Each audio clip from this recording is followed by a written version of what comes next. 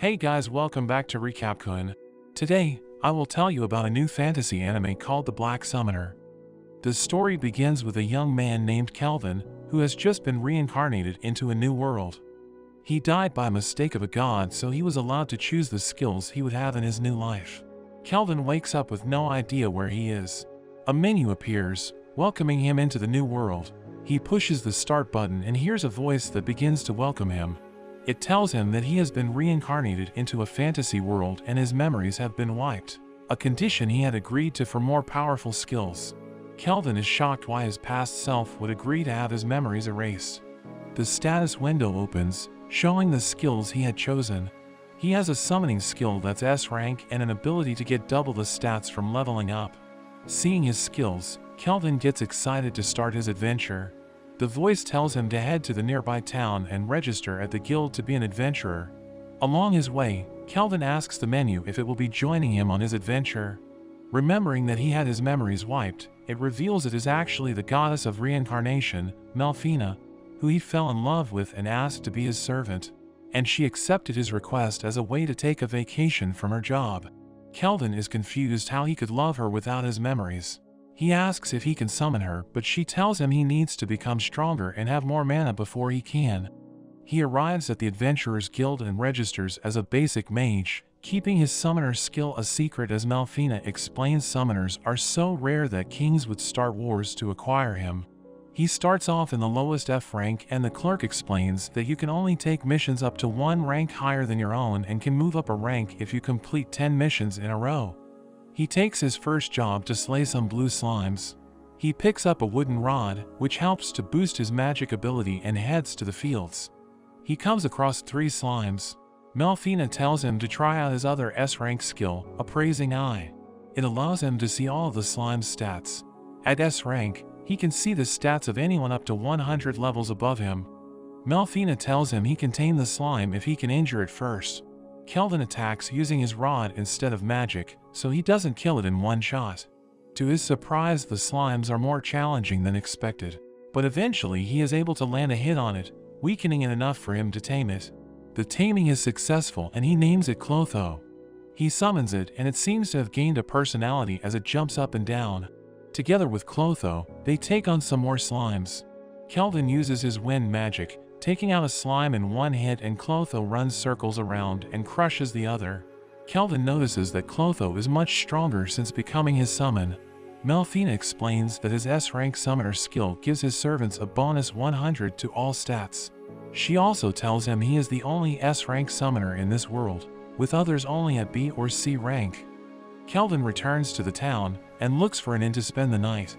Along the way, he sees an elf locked in a cage. He is disturbed to find slavery is common in this world but tries not to think about it. He gets a room at the inn and enjoys his first meal in the world. Kelvin starts grinding, leveling up and learning new skills. He learns the concealment skill, which allows him to hide his stats and summoner skill from others. Clotho was even able to evolve into a gigantic gluttonous slime. A week later, Kelvin is already promoted up to E rank. He is drawing attention to himself, completing his mission solo and getting promoted so quickly. A D-rank adventurer, Cashel, introduces himself. He has a reputation around the guild for crushing new adventurers. He proposes that Kelvin join his party on a D-rank hunt for a black ghost knight. With his appraisal skill, Kelvin sees that Cashel has a murderer title. Instead of joining him, he suggests they compete to see who can kill the monster first. Cashel leaves and joins up with his criminal party members, Gimel and Raj. They plot to murder Kelvin. At a ruined castle, Cashel and his party arrive. They're shocked to find that all the monsters are already dead. Kelvin appears and tells them that he has seen through their scheme and challenges them to a fight. He makes fun of Raj, who charges straight at him. He falls into a trap which Kelvin has hidden with his concealment skill. Raj gets stuck and begins to sink. Kelvin attacks with his wind magic and Gimel makes a run for it. However, Clotho blocks his exit and chases him back in. Clotho takes Gimel out with a single hit and binds Raj. Cashel charges at Kelvin but is also easily beaten up. They confess to hunting new players for experience and Kelvin ties them up to turn them in after. Kelvin continues his hunt. He comes across the monster and asks it to join his party. It turns out his name is Gerard and is surprisingly nice, like an old uncle, even giving Kelvin some candy. Gerard explains he was once a human knight but became a black ghost after he died. Before he can agree to join Kelvin, he must first see his strength. They have a duel and Gerard is able to block all of Clotho's attacks. Gerard slashes back at Kelvin, which he barely dodges. As Clotho continues to attack, Kelvin uses his air magic to bind Gerard's movements. Gerard remembers his purpose. He wants revenge on an elf named Gildora who destroyed the kingdom he served and led to the death of his wife and daughter. With this memory, Gerard breaks free from Kelvin's magic and charges at him. Kelvin binds him once again and Clotho fires a huge beam attack at Gerard. The next day, Kelvin supplies a piece of Gerard's armor as proof he completed the job. Everyone in the guild is amazed at his accomplishment. This, combined with catching Cashel, leads to Kelvin receiving a special promotion up to D rank. Gerard joins Clotho and Melfina as Kelvin's newest monster. Kelvin runs into Leo, the guild master. He is shocked when Leo asks if he is from another world. Kelvin realizes Leo's appraisal skill is stronger than his concealment skill, so he can see all his stats and skills. In the guildmaster's room, Kelvin has no choice but to admit to being a summoner. He confronts Leo about why he did nothing about Cashel, and Leo admits he knew Cashel was a murderer, but because he was a noble of the Tricyn nation, he needed to get proof, so he is grateful to Kelvin for dealing with him. Getting to the point of the conversation, Leo expresses his desire to become friends with Kelvin, noting he's met otherworlders in the past, such as the heroes of the Holy Empire Doremus. Melfina notes that she was the one who reincarnated them and promises to tell Kelvin more later. Leo continues his explanation about the heroes of Doremus, claiming that the priestess there foretold of the revival of the Demon Lord. The Demon Lord's influence has caused all other monsters to become stronger and more aggressive. Seeing that Kelvin already possesses the skills of an S-ranked adventurer, Leo asks him to protect the town in the stead of the heroes. They come to an agreement after Leo offers him a number of incentives, like increasing his rank and assistance on missions. Afterward, back at the inn, the innkeeper Claire congratulates him for reaching B rank. Enjoying his lunch in his room, Kelvin asks Melfina about the heroes of Doremus. She tells him that 1 year ago the priestess of the Doremus Empire performed a summoning ritual, so she reincarnated other people and had chosen them due to their good looks and knowledge. After hearing this, Kelvin retrieves his reward money from Clotho, whom he has been using for storage, thanks to his gluttonous ability. He heads off to the alleyway where the slaves are being sold. He tells Gerard he plans to train a slave to become his rear guard to boost his party's strength. Upon reaching the alleyway, there is a man on fire. Kelvin spots the half-elf that he saw from the other day. The slave trader reveals nobody wishes to purchase her because she is cursed and will burn anyone that touches her. With his appraisal skill, Kelvin sees that she is cursed by the Fire Dragon King. He learns from Melfina that the only way to remove this would be an A-ranked white magic spell called Sacred Bless. Kelvin leaves as the elf watches him. Later, Kelvin returns and offers to buy the elf. The slave trader is confused why he would want a cursed slave, but he gives in when Kelvin hands him a bag of gold. As they head back to the inn, the elf introduces herself as Aphil, and thanks Kelvin for buying her. When Kelvin approaches her, she backs away, scared to hurt him with her curse. Kelvin casts Sacred Bless on her and breaks the curse. Finally being able to touch someone for the first time, Aphil breaks down and cries in gratitude to Kelvin. They return to the inn and Aphil is taken under the wing of Claire. Aphil is dressed up in a maid's outfit and they enjoy dinner together. After that, Kelvin reveals his secrets to her, telling her that he is a summoner and introducing her to Gerard and Clotho. He helps her with allocating her skill points and lets her choose to let her learn to make her own decisions. At night, however, they are forced to share a bed, causing Kelvin to experience a sleepless night. 1 month later, Aphil has become a deadly archer. By combining the Dragon King's blessing in archery, she has created her own original skill. At the guild, Angie, the guild secretary, congratulates them on another successful mission. Angie has become friends with Aphil and tells her about a new dessert cafe in town.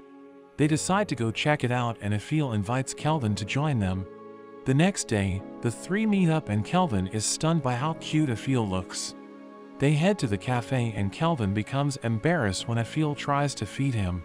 Everyone watches them, jealous that Kelvin is on a date with two girls. Suddenly their table is knocked over. The third prince of Trison, Tabura, and his two guards interrupt.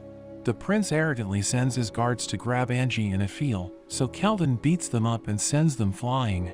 Kelvin binds him with his magic and forces him to explain his business. Tabura admits he came to hire a rumored strong adventurer to boost his poor reputation. Kelvin reveals he is the adventurer and refuses Tabura's offer. Meanwhile, Melfina visits the Temple of Doremus. She appears before Colette the Oracle, who shows her how the heroes have been progressing. Melfina imparts a prophecy, ordering the heroes to deal with an evil in the west and to stay away from Parth, where Kelvin is staying. Melfina leaves just as the heroes arrive and Colette informs them of their new mission. Back at the inn, Aphil asks if Kelvin finds her attractive. Kelvin becomes flustered and Aphil tells him she loves him. Kelvin reassures her but resists his desire as she is still a slave and he feels he would be taking advantage. The next day, Melfina shows Kelvin the stats of the heroes of Doremus. Kelvin is not impressed, seeing that they are only around level 50 after a whole year. Melfina is also disappointed in them and sees that Kelvin has already almost surpassed them. Claire interrupts, telling them that the guild has called for them. Kelvin meets with Leo, who tells him that a sealed demon was discovered in a hidden room of a dungeon. Melfina tells him that demons are among the most powerful beings in this world. Leo mentions the trouble he caused by attacking the Trison prince and Kelvin quickly accepts the mission. Kelvin and his party head into the dungeon. They head through the cave and come to the hidden room. As they enter, they find the sealed demon, but there is a second demon who introduces itself as Victor, the archdemon. Kelvin asks about the sealed demon and Victor reveals she is the daughter of the most recently defeated demon lord. She was sealed by a magic that only a human can break. Victor hopes that by eating Kelvin he will gain the human ability to break the seal and then he will eat the girl to become the next demon lord himself. Victor blocks the exit and charges at them, which Gerard manages to block. Kelvin tries to restrain his movements but Victor easily breaks free. Kelvin gets excited to face such a strong opponent. Victor levels the playing field, summoning skeletons with his black magic. The skeletons attack but Kelvin and his party are able to defend themselves and easily able to take them out. Victor admires their teamwork. He punches the ground and creates a smoke screen, however Kelvin tracks him with his magic, predicting his next move. Victor attacks from underground but Gerard blocks the hit thanks to Kelvin's warning. An arm tries to grab Kelvin but he manages to dodge it. Victor overpowers Gerard and blasts him away. Victor continues to attack Kelvin with his arm and closes in on him. Kelvin calls for Clotho, who attaches itself on Victor's arm and begins to absorb his magic. While he is distracted, Kelvin casts his binding spell and seals one of Victor's arms.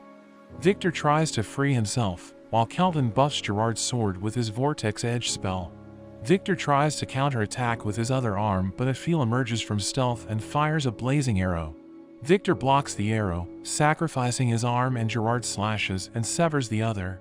Victor doesn't give up, he covers himself with a black smoke and begins to transform. The trio tries to attack before he completes his transformation, but they are too late. With his new form, Victor dashes to attack. Gerard manages to block him and even push him back. He continues his attack but gets knocked down by Victor. Aphil provides support with her arrows and Kelvin summons Clotho, who spews tons of cursed weapons down on him, all of Kelvin's failures from blacksmithing. Kelvin, Aphil and Clotho all attack with their strongest moves, combining together and devastating Victor. He's sent flying and a stone pillar breaks and falls towards Sarah. Victor protects her with the last of his strength and falls. Kelvin asks why he protected her. Victor admits he was never going to eat Sarah. In reality, Victor was Sarah's caretaker. He taught her how to fight and was her only companion. However, one day, they were attacked by the Empire's hero and before he died, to keep her safe, Sarah's father sealed her away and told Victor to watch over her. Victor had planned to revive Sarah in a weaker era where she could have ruled as the Demon King. As his dying request, Victor asks Kelvin to add Sarah to his party so she can finally see the world. Kelvin agrees and Victor dies peacefully. Despite the risk she will become the next Demon King, Kelvin breaks her seal. Sarah wakes up aware of her situation and cries for Victor. Kelvin reports his success to the other adventurers and pretends Sarah was one of Victor's victims. With her magic hairband, she is able to hide her wings and horns.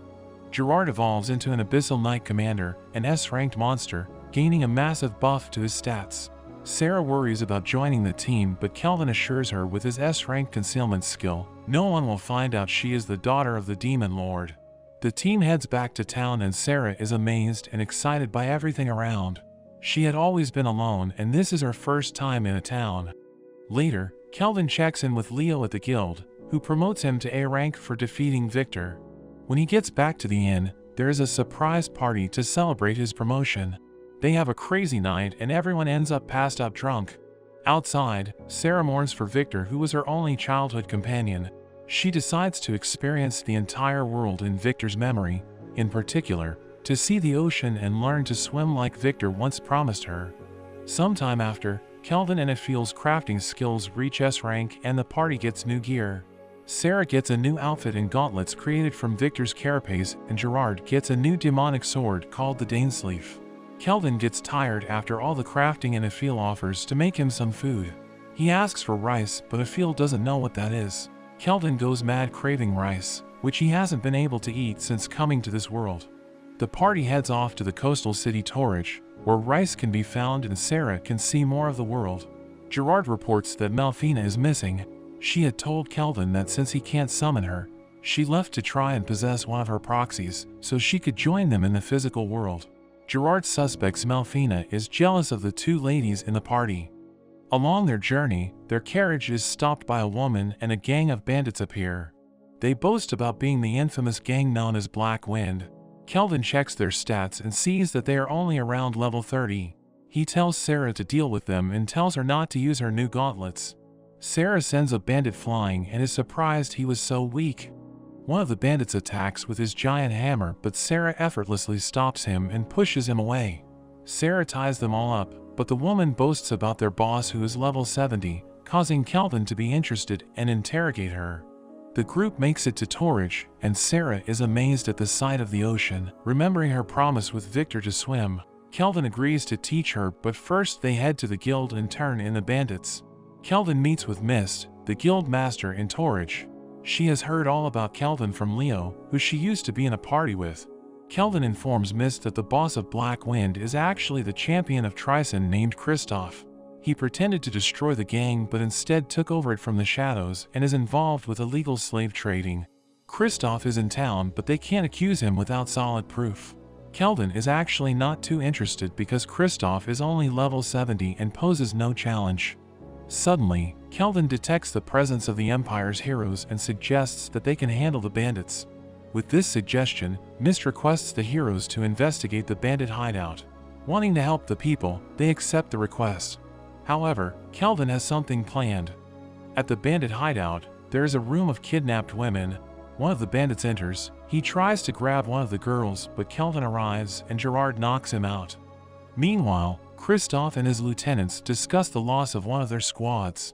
There is a knock at the door and Kelvin's party bursts in. Kristoff wants to get even for his friends. However, Kelvin is not there to fight them. He quickly ends things with Kristoff to prepare for the main event. The heroes arrive at the hideout. They find it strange that it's empty. They come across Clotho and try to fight it, but one of the slaves protect it, saying it belongs to their savior. They introduce themselves as the heroes of Doremus. Upon hearing this, all the slaves are relieved. One of the heroes is also a summoner and is able to talk to Clotho. He tells her he was left to protect the slaves. One of the slaves urged the heroes to help Kelvin with the bandits. The heroes rush on ahead and find the defeated Kristoff and his lieutenants on the floor, thinking that they were the adventurers who had saved the slaves. Kelvin and his party pretend to be bandits and are confronted by the four heroes of the Empire: Toya, Setsuna, Mizoka, and Miyabi. Kelvin taunts the heroes and challenges them to a game. He offers to fight them all by himself, with the loser forced to obey an order from the winner. Toya doesn't want to fight in such a dishonorable way, but Setsuna cautions him and convinces him to fight together. They all agree and accept Kelvin's game.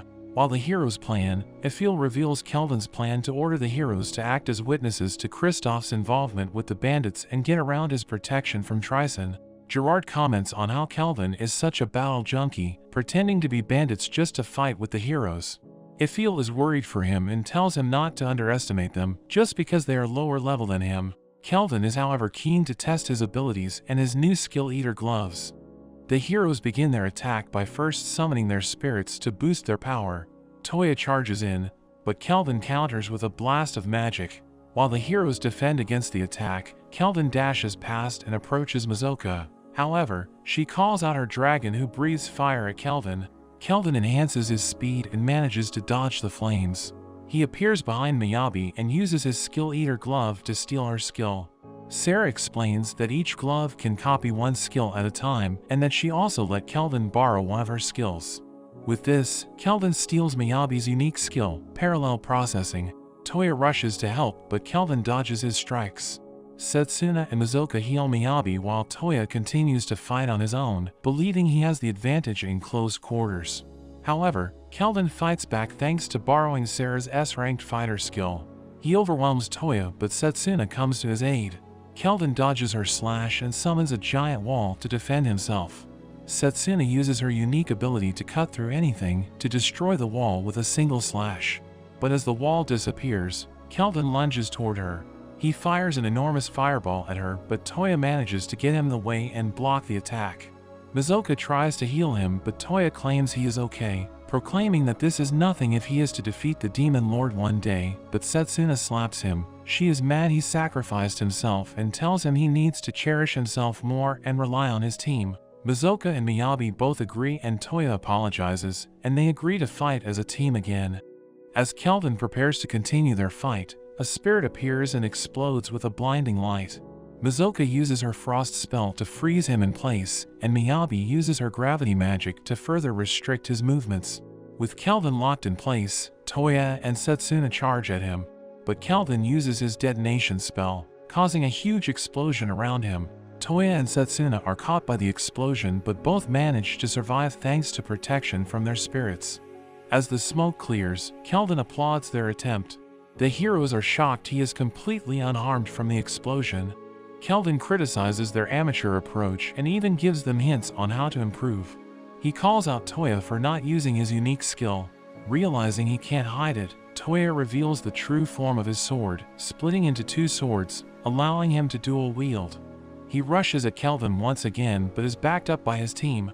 Mizoka uses her ultimate spell, Frozen Temple, which creates a massive pillar of ice and completely binds Kelvin. Miyabi summons her strongest minion, the Grave Ogre. Sarah taunts Kelvin from the sidelines, offering to rescue him, which he declines. Miyabi then attacks with a blast of dark energy, but Kelvin calls forth some golems to absorb the attack. He orders them to buy him 30 seconds and begins to create a new spell to free himself from his predicament. Normally new spells can take days to create, but thanks to the parallel processing he stole, he can speed up the process. Mizoka warns the others about the new spell and Setsuna slashes through the golems. However, Kelvin finishes creating his spell and unleashes a barrage of energy that simultaneously destroys all of the ice, freeing himself. Setsuna lunges at him and slashes, but Kelvin is faster than her and delivers a blow to her stomach. He easily dodges the ogre's attacks with his speed and knocks out Miyabi. Mizoka tries to help, riding on her dragon, but gets blown out of the sky. Toya catches her and becomes enraged. He attacks wildly at Kelvin but ultimately gets knocked out with a single punch. When Toya wakes up, he finds the rest of his team with him. The young slave girl sits on Kelvin's lap with Clotho, and Toya demands that Kelvin let her go. Kelvin tells him to have a better look, and he realizes that the girl is there willingly and that Kelvin was actually the adventurer that saved them. Toya is confused why they didn't just clear up the misunderstanding, but realizes how Kelvin had given them tips to help them improve. He admits defeat and thanks Kelvin, calling him his master. Kelvin reminds him that they promised to obey his order. Toya is prepared for anything, but Kelvin orders them to strip their clothes, causing them all to be embarrassed. He has them all change into swim clothes and takes them to a sea cave to train. The heroes struggle as they fight against a giant octopus. Its skin is too soft and slippery to cut through. Kelvin watches on, unimpressed, yelling out ways to help them improve. Eventually, the heroes manage to defeat the octopus and the group have a break for lunch. Kelvin notes how they struggled against the octopus, so they stand no chance against a dungeon boss or the demon lord. Kelvin asks what they would do if they come across a monster they cannot defeat. Meanwhile, Sarah has fished up the dungeon boss dragon. Toya says they would retreat to train and prepare, and fight it again once they were stronger. Kelvin is satisfied with this answer and goes to handle the dragon. After that, the heroes take their leave, getting on a ship to the western continent. Kelvin gives them some pendants as a parting gift and they say their goodbyes. As Kelvin watches them sail away, he asks Gerard about the western continent. It's home to the elves that destroyed Gerard's kingdom, and Kelvin asks if they are strong enough to get revenge. Gerard is touched that Kelvin remembers and suggests that they would be able to. Sarah interrupts and mentions that they are being summoned by the Queen of Torridge. They go to the castle, which Kelvin recognizes as looking Japanese. Gerard mentions the first king of Torridge was also said to be from another world. They enter the castle and pay their respects to the queen. She thanks them for resolving the issues with the bandits and for defeating the dragon boss. She offers to reward them, but all Kelvin asks for is to have some of her rice. The queen is amused at the request and grants him a lifetime supply. They have a feast, and Kelvin finally gets to have some rice. The others watch on amused, as Kelvin has his fill of rice. A few days later, Kelvin has been staying at the castle at the request of the queen. Ifil brings him his lunch, and she has already mastered all of the Japanese dishes. The queen joins him for lunch, saying that Ifil makes the best food she has ever had. She tries to convince Kelvin to give Ifil to her, but he turns her down. She then attempts to proposition Kelvin to stay in Torridge and take care of her, personally. But he quickly declines and suggests it's time for them to leave. To get back to Parth, the queen lets them use the teleportation gate. Back in the city, Kelvin buys a new house for the party. He even hires 2 of the slaves he freed, Ellie and her daughter Luca, as household servants. At night, Kelvin has trouble getting used to his new bed. He quickly gets up as he senses Melfina's return with her avatar body. She tells him that he can now summon her and that she will win his heart. Kelvin summons her as her angelic presence is revealed. She asks him what he thinks, and he becomes nervous and sees how his past self fell in love with her at first sight. She introduces herself to the rest of the party, finally meeting them all in person. She teases Kelvin, calling herself his first wife. Melfina gives Kelvin a gift for successfully summoning her. She draws a red flower and blesses Kelvin as the goddess of reincarnation. The blessing has 2 effects, the first being protection from any fatal attacks once a month. Sarah is excited to try it out in her next sparring match with Kelvin. And the second effect is the ability to summon heroes. Sarah spars against Melfina, while Gerard and Luca watch. Sarah transforms her arm to a demonic claw, but Melfina counters with her divine spear. The spear is destroyed, but so is Sarah's claw. Meanwhile, Kelvin thinks about summoning a hero, but worries it means forcing someone to come to the world against their will. The fight between Sarah and Melfina ends, with both being evenly matched. Gerard asks why they fought so seriously. They tell him that they were fighting over who had the right to sleep with Kelvin. After that, Melfina surprises Kelvin with some chocolate. She asks what's on his mind, and Kelvin shares his worries and asks why heroes are needed in this world. She explains that all demon lords possess 2 special skills. The first is that they can cause anyone to go insane, and the second is that they are invulnerable to all damage. But heroes are an exception to both these skills, since they come from another world. Their magic is different and they are able to kill the demon lord. Kelvin still feels guilty about summoning someone, so Melfina tells him he can just summon people who have died, so it wouldn't feel like kidnapping someone, but more like giving them a second chance. Kelvin feels better about this suggestion and asks if he gets to choose who he summons. Melfina tells him that it's random and that there is no rush to make a decision. Later that night, Kelvin makes up his mind and decides to reincarnate a hero immediately. He casts the summoning spell, spending all his mana to summon the strongest hero possible. There is a strike of lightning and a young girl named Rio is summoned.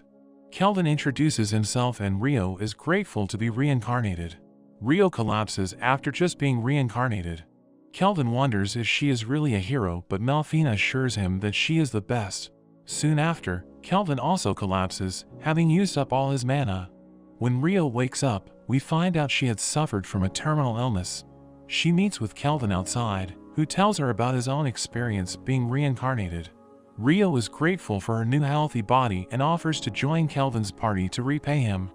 Kelvin tells her that people with black hair are rare in this world, so he tells her to pretend to be his younger half-sister. Rio likes the idea and is excited to have an elder brother. Kelvin is bothered by her name, as it reminds him of the guildmaster Leo. So Rio decides to change her name to Rion. Later that night, Kelvin wakes up and finds that Sarah has snuck onto his bed. He gets grabbed and finds that Melfina is also there. Under the covers, he sees Rion, who also snuck in. He takes a moment and reflects on his new life. The next day, Kelvin takes Rion to a dungeon. Ellie asks why they were brought along and Kelvin tells her that they should level up a bit for their own safety. Luca is scared of the monsters, but Kelvin tells her they don't need to fight. He has an XP sharing skill, so as his party kills the monsters, everyone will level up. They are attacked by a shadow wolf, but Kelvin easily restrains it with his spell and tames it as a pet dog for Rion. Ephiel notices the adventurer old and his party approaching. They explain they are here to slay monsters for their promotion exam to rank B. Kelvin introduces his new party members and the adventurers get jealous of how many girls there are and run off. Sarah and Gerard return after seeing Old's party and ask what they were doing. Kelvin tells them they were here for their exam, but Sarah becomes nervous and reveals that they actually already killed all the monsters in the dungeon. Ephiel uses her Farsight ability to check and there are no monsters left. Kelvin ends up apologizing to Old, but he is just amazed at how strong Kelvin has become. Excited that Kelvin will be taking the S-rank promotion exam soon. This comes as a shock to Kelvin, not knowing that Leo had put him up for the promotion exam to S-rank. They give the wolf a bath and Rion reveals that she named him Alex. Thanks to one of her skills, she is able to understand him. Over the next few weeks, Rion trains with the other members of the party and bonds with Alex. One night, Sarah detects a number of intruders. There are 14 of them and Kelvin checks their stats, using the Farsight skill he borrowed from Ephiel. They are all only around level 20, so Kelvin decides to test Rion. Rion is nervous at first but soon agrees to do it. Kelvin sends a piece of Clotho with him and gives him a new mithril sword. The intruders are former teammates of Kristoff, seeking revenge against Kelvin. Rion fights against the intruders while Kelvin and Sarah watch from afar and assess his skills. Rion defeats all the intruders and celebrates her first victory. While Sarah cleans up the mess, Kelvin confronts the leader of the intruders and captures him. Meanwhile, in the kingdom of Tryson, the Emperor Zell has a meeting with his generals, Prince Asgrad, Tristan, Dan and Princess Shutola. It turns out Kristoff was capturing slaves on Tristan's order. The Emperor is disappointed at the failure and worries this might start a war with the three neighboring kingdoms of Gon, Torridge, and Duramus, who are forming an alliance against them. Tristan suggests that they go to war, saying that they are stronger than the three kingdoms combined. Prince Asgrad supports the decision to go to war, also believing that they are stronger and wanting to test out his newly acquired pet. General Dan and the princess vote against starting a war, saying that the other nations may not be as weak as they think. With this deadlock, the Emperor decides that his fifth general Clive be the one to have the final vote. A soldier goes to the Magical Knight Order to notify Clive. He is creeped out by the women that stand frozen. He finds a number of women on the floor and he notifies Clive he is being summoned by the Emperor. Clive complains about it being a hassle but gets up, revealing himself. The kingdom of Tryson considers going to war with its neighboring kingdoms, and Kelvin hears from Leo that they've become increasingly aggressive against the Gon kingdom. Coincidentally, Leo gives Kelvin a mission for his promotion to S rank. It's a request from the king of Gon to kill an S-ranked monster that threatens an elven village. As the party heads to the village, they suspect that Tryson might be involved. Suddenly their carriage is stopped by some elves, and Kelvin explains he's there on a request from the king. The chief of the elves, Nellas, appears and apologizes for their rudeness. He becomes shocked when he sees Ephiel, mistaking her for his own daughter, Lumel, but realizes his mistake. Kelvin becomes curious and asks to know more about Lumel. Nellas explains that 20 years ago, they were attacked by the Flame Dragon King, and Lumel offered herself as a sacrifice, becoming his bride to save the village. However, a few years later, Lumel was found dead in the forest, and fearing that the dragon might return, the elves fled to Gon. Sarah suggests that Aphil must be the child of Lumel and the dragon, but Malfina mentions that Aphil's father must be a human, stating how it would be impossible for an elf and a dragon to have a child. Regardless of who her parents are, Aphil is happy with the family she has now. Getting back to the mission, Nellis reveals that they've been attacked 3 times, and elves have been getting kidnapped. Kelvin finds it strange for the monsters to be kidnapping people. He comes up with a plan, and creates a stone barrier around the whole village. A group of Tricen soldiers head towards the village with monsters somehow under their control. They ride on the monsters, boasting about their strength, but suddenly get shot at. They can't tell where they are being attacked from and panic. Aphil shoots from a tower, using her ultra-long-range archery magic. One of the soldiers reports to the commander about the dire situation, saying that their forces are being wiped out by unknown adventurers. They're found by Malfina and Rion, so the commander calls his strongest monster, the S-ranked Gigant Lord. An enormous giant awakens, and Malfina gives Rion the opportunity to fight alone and prove herself. Rion rushes up the giant's arm, but breaks her sword when trying to attack. She gets blown away, but is determined to prove herself. She calls for Clotho, taking out 3 new swords. Using a combination attack with her dog, she triple wields and takes out the giant. As it falls, the commander tells the giant to transform. It erupts with flames, revealing its true form. Sarah is disappointed she doesn't get to fight it, and Kelvin is confident in Rion. Rion is unfazed and attacks with her triple-wielding attack once more and defeats the monster. She celebrates with Malfina, as the commander cries at their defeat. As Kelvin and Aphil watch Rion from afar, they're attacked with a blast of energy, which Kelvin manages to block. General Clive appears before them, and Kelvin realizes he's a strong opponent and begins to get excited. Clive takes a liking to Aphil, and tries to hypnotize her into becoming his slave, but realizing his intentions, Kelvin stops him. He uses his appraisal skill and sees that Clive has a unique skill and must also be from another world. Clive is surprised they are both otherworlders, and Kelvin tells Aphil to retreat. She turns invisible and heads back to the village while Kelvin transforms the tower, creating 4 obsidian blades. Kelvin sends the blades to attack, but they are easily stopped by Clive's helix barrier. He knocks the blades away, and his knights attack Kelvin from behind. Kelvin notices that they are all under Clive's hypnosis, and Clive gloats about having Kelvin outnumbered, but an attack suddenly pierces through his barrier as Aphil shoots from below. Kelvin summons 4 golems to wield his blades and sends them to deal with Clive's knights. With the 2 alone, Clive summons his staff to fight Kelvin. They fly through the sky, firing magic at each other, and Clive chases after Kelvin. He fires a barrage of energy which Kelvin dodges, but the attacks land on his knights. Kelvin warns him, but Clive doesn't care, saying he has plenty of replacements. Kelvin ends the chase, and Clive brags about being able to do anything he wants with his powers. Kelvin is annoyed at his arrogance, and the 2 charge at each other. There's a huge clash, resulting in Kelvin's staff getting destroyed, and Clive getting a scar on his face. He freaks out about the scar, and swears to crush Kelvin with his strongest S-ranked spell. He gathers energy, and a deadly hurricane forms around him, sucking up everything nearby. With no other choice, Kelvin takes out his new staff, the S-ranked Black Disaster. He focuses his energy and transforms it into a scythe. He jumps toward Clive and cuts right through his magic, as well as severing both his legs. Before Kelvin can finish him off, he teleports away, getting saved by General Tristan. Tristan admits to being the one behind the attacks on the Elven village, but quickly teleports away. Kelvin is disappointed with the ending of his fight, but the elves celebrate their victory. Malfina, Sarah, and Rion have a race back to Kelvin to see who he'll praise.